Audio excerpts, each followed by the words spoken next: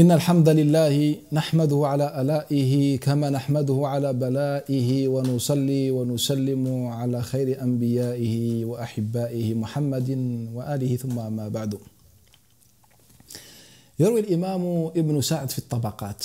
الإمام ابن Sa'd nous rapporte dans Tabaqat, son livre At-Tabaqat, que dans l'époque de Al-Hajjaj ibn Yusuf Thaqafi, Al-Hajjaj, ce général de l'armée de Bani Umayya, a envoyé son armée ou bien des soldats pour capturer Ibrahim ibn Yazid al-Nakha'i, le cheikh de shuyukh de l'imam Abu Hanifat al-Nu'man.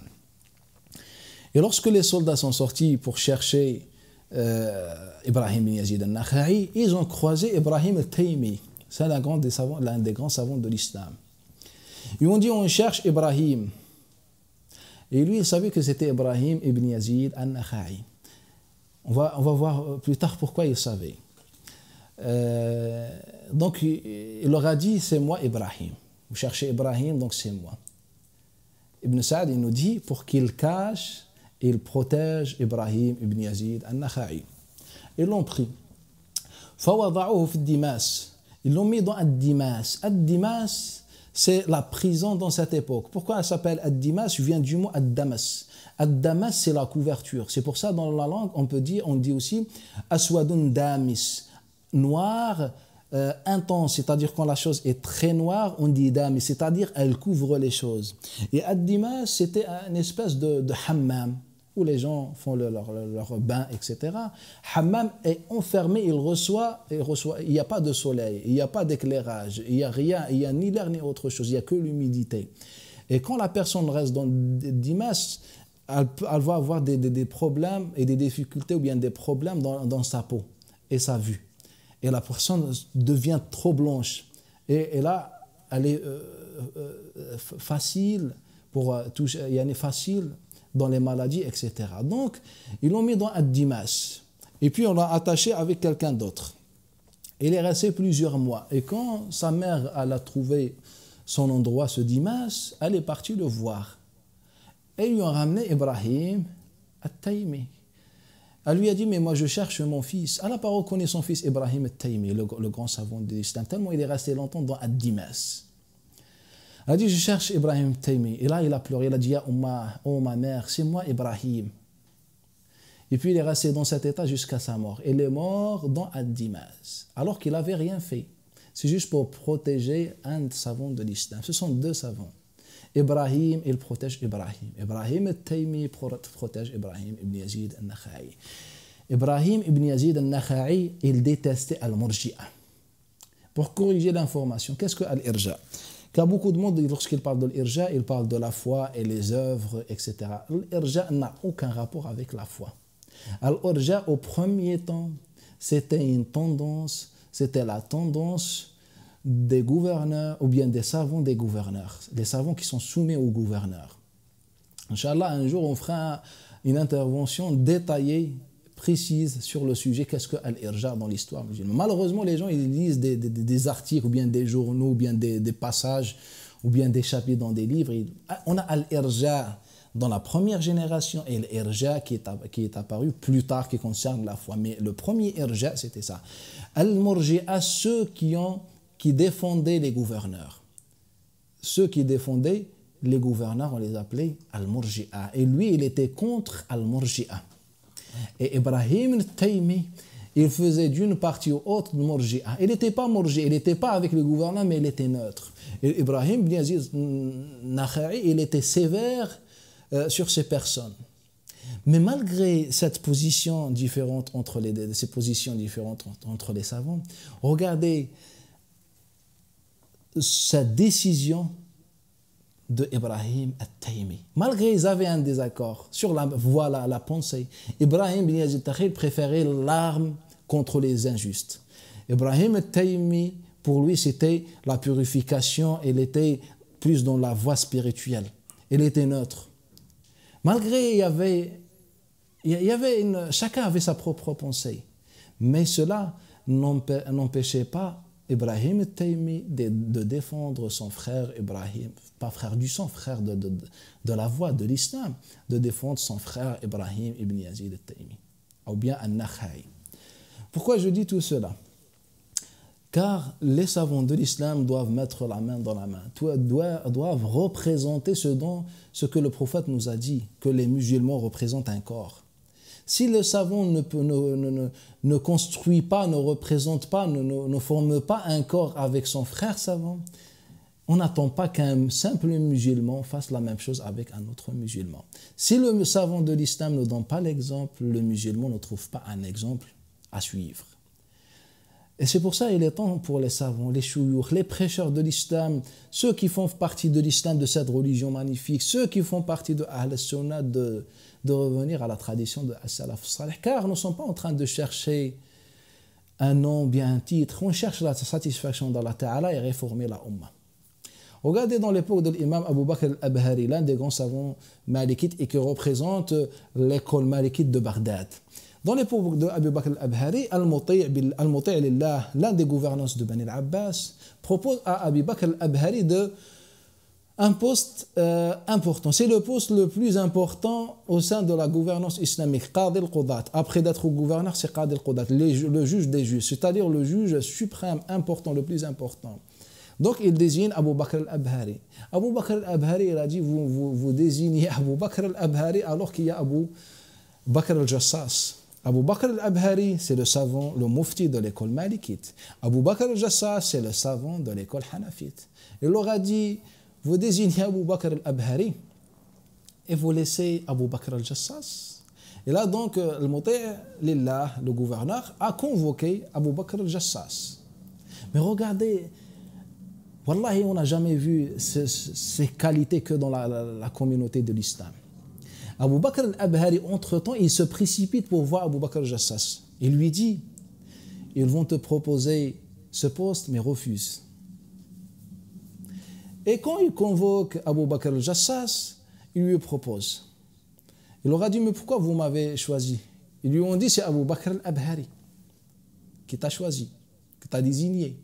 Et là, Abu Bakr al-Jassas, il est parti voir Abu Bakr al-Abhari. Il lui a dit, comment tu me proposes au gouverneur et tu viens me dire, non, refuse. Qala ya Abu Bakr. Al-Abhari, le Maliki, dit à Abu Bakr al-Jassas, le Hanafite, ya Abu Bakr. Ils m'ont demandé un conseil. Ils ont demandé un conseil. J'ai donné mon conseil. C'est toi qui mérites d'être de ce poste. Regardez cette modestie de ce savant. Et Abu Bakr al-Abhari, ce n'est pas n'importe qui. C'est l'un des grands savants de l'islam.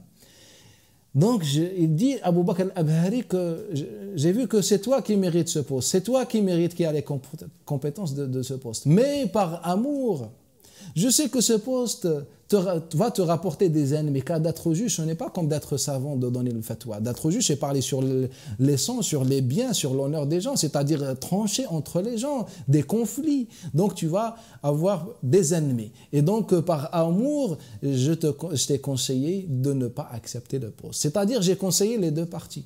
J'ai conseillé que c'est toi le meilleur que moi, tu es compétent. Mais je te conseille aussi de ne pas accepter car ça te rapporte les ennemis. C'est ça la qualité des savants. Malgré le savoir de Abu Bakr al-Abhari, il est modeste avec son frère Abu Bakr al-Jassas al-Hanafi. C'est ça ce qu'il nous faut. Les savants de l'islam, les savants de l'adab. Malgré ce n'est pas d'accord, lui il est malikite, l'autre il est hanafite, et ils ne sont pas d'accord sur plein de sujets, mais c'est ça l'amour de l'islam et la fraternité de l'islam. C'est ça l'école de Muhammad sallallahu alayhi wa sallam. C'est ça ce que le prophète nous a enseigné, les savants de l'islam. C'est ça notre exemple. Donc chez les musulmans n'ont pas ce genre d'exemple dans leur vie quotidienne. De qui on prend l'exemple? Ou bien on suit quelle personne? On suit qui? Malheureusement, il faut que les chouyours de l'islam donnent l'exemple à la Ummah. Même si on n'est pas d'accord, il faut accepter les autres. Ce n'est pas la croyance, on est tous des musulmans. Et on est tous de Ahl-Sunnah wal Jama'a. Si on n'est pas d'accord, on n'est pas d'accord sur des sujets pas fondamentaux. C'est des sujets où il y a où l'ijtihad est ouvert, où la divergence est autorisée. Il ne faut pas se laisser faire et laisser nafs nous guide. Il faut que la loi d'Allah Ta'ala nous guide. Et le adab de l'islam de guide. C'est pour ça j'appelle tous les chouyours et mes frères de l'islam de suivre et donner l'exemple à la Ummah, et moi la première personne concernée. Il faut que chaque représentant, bien chaque prêcheur, chaque cheikh de l'islam, des musulmans, peu importe son niveau, peu importe son poste, peu importe sa voix, sa pensée, il faut qu'il représente l'islam dans son comportement, dans ses paroles, afin que les musulmans trouvent un exemple réel face à eux et ils peuvent le suivre, incha'Allah ta'ala. Et aussi dans ce contexte, j'ouvre une parenthèse pour les musulmans, pour les élèves des chouyours, pour les musulmans généralement, de suivre la sunna de salaf as-salih et de donner l'importance aux savants. Allah ta'ala nous a honorés par les savants. Donc il ne faut pas traiter un savant comme on traite n'importe qui. Je vous donne juste un exemple pour comprendre. Des savants de l'islam nous ont rapporté, les chaînes de transmission sont connues de ce hadith, lorsque Ibn Abbas, il dit que pendant 2 ans, j'essayais à poser une question à Abdullah, à Omar ibn Khattab. Pendant 2 ans, il n'était pas capable de poser une question pour apprendre sa religion à Omar ibn Khattab. Pour quelle raison? Car Omar ibn Khattab, c'est un savant de l'islam. Et par respect, Abdullah ibn Abbas, il a beaucoup hésité pour questionner Omar ibn Khattab. Jusqu'à un jour où il a pris des forces, il a eu le courage de demander à Omar ibn Khattab. C'est ça l'élève par rapport à son cheikh. C'est ça l'élève par rapport à son cheikh. Ce n'est pas n'importe qui, c'est quelqu'un qui a tout sacrifié pour Allah Ta'ala. Quand il sacrifie ses biens, il a sacrifié sa vie. Donc on ne le traite pas comme n'importe qui. Regardez, je vous raconte une histoire, et c'est une histoire vraie, d'un savant et ses élèves. Un savant qui est dans un cercle, il a donné un avis. Et cet avis, il s'est trompé. Il s'est trompé dans son avis. Et donc son élève, il voulait lui corriger cette erreur, mais il ne trouvait pas une solution. Et au final, il a trouvé la solution. Il est parti voir son cheikh après le cours, il lui a dit « Ya cheikh, ma mathali wa mathaluka illa ka mathali al-hudhud wa Sulayman. Al-hudhud jahila kulla shay'in wa alima shay'an wahid. Wa Sulayman alima kulla shay'in wa ghaba anhu shay'un wahid. » Il a dit, mon exemple et le tien, c'est comme l'exemple de l'hudhud, de Sulayman alayhi salam, et l'hudhud, l'oiseau cité dans le Coran al-Karim. Sulayman a su et a connu toutes choses, sauf une chose, c'est-à-dire l'histoire de la reine de Saba. Et l'hudhud et cet oiseau a ignoré toutes choses et il a su qu'une seule chose. C'est-à-dire, c'est moi l'hudhud et c'est toi Sulayman, l'élève dit à son cheikh. Et puis il le corrige. Regardez cette perfection de la moralité de l'islam. C'est ça ce qu'il nous faut. Malheureusement que beaucoup d'élèves ou bien des gens qui suivent pas la qualité du prophète sallallahu alayhi wa sallam et celle de l'islam. Par exemple, je donne un exemple qui est courant. Parfois, on demande à quelqu'un une fatwa ou bien un avis, à un cheikh un avis. Et après, sur la même question, on va voir qu'un autre. Ça, c'est vraiment il a été interdit strictement par les savants de l'islam. Et vous pouvez revenir au livre de l'adab de nos salafs pour voir que c'était vraiment méchant et interdit en islam. Car ceci cause les problèmes au sein de la Ummah et entre les savants. Si moi j'ai quelqu'un face à moi, un savant, et qui est masha'Allah ta'ala, pourquoi je vais voir un autre? Ça c'est une manipulation. On n'est pas honnête de cette manière. Par exemple, certains, ils veulent chercher un avis dans l'école malikite en demandant à quelqu'un qui n'est pas dans l'école malikite. Et après, on va voir l'autre dans l'école malikite. Ça, ce n'est pas honnête. Et, alhamdoulilah, par exemple, si on parle de la France, Allah Ta'ala, il nous a honorés par certains chouyours, les gens de la science. Les gens de la science. Par exemple, si moi, personnellement, je veux apprendre l'école malikite, je me dirige, par exemple, vers le Cheikh Abdullah, le Féransi, le français, Al-Tapao, qui est connu. Pourquoi si je suis son élève, je vais demander à un autre sur le même sujet? Malheureusement, c'est personnellement beaucoup de monde qui me pose des questions alors que j'avais déjà demandé aux autres. Et généralement, et ceux qui m'ont posé et qui me posaient des questions, ils connaissent et ils savent que généralement, rarement que je réponds à la question. Je dirige les gens vers... On a par exemple dans l'école malikite Cheikh Abdullah ou bien Cheikh Abdurrahman, donc on veut quoi de plus? Je veux, dans l'école shafi'ite, par exemple, on a le cheikh Mohamed Bajrafil, c'est quelqu'un qui a réuni la qualité de Salaf as-Salih et le comportement de Salaf as-Salih. Donc, pourquoi je me dirige vers un autre? Allah Ta'ala nous a honorés par des savants de l'islam. Il faut beaucoup les respecter. Et chaque savant représente un travail, un sacrifice durant toute sa vie. On ne parle pas des voyous, on ne parle pas des gens qui sont venus un peu partout, ils sont partis, je ne sais pas, au Yémen ou en Arabie Saoudite pour apprendre 2-3 mots, et ils sont revenus après quelques années ou quelques mois, ça ne veut rien dire quelques années de toute façon, et ils sont venus. On parle des gens qui ont sacrifié toute leur vie pour apprendre, qui ont donné tout pour servir la Ummah de l'islam, il faut les respecter. C'est pour ça que j'appelle à les chouyoukhs et les prêcheurs de l'islam, et moi le premier, de revenir à la sunna de Salaf al-Salih, de travailler ensemble, de réaliser le corps du prophète, le corps dont le prophète nous a parlé dans le hadith sallallahu alayhi wa sallam, et que les élèves et les musulmans reviennent à la sunna de Salaf al-Salih en se comportant avec les savants de l'islam. Aqul hadha al-kalam wa astaghfirullah li wa lakum fastaghfirunahu wal ghafur rahim.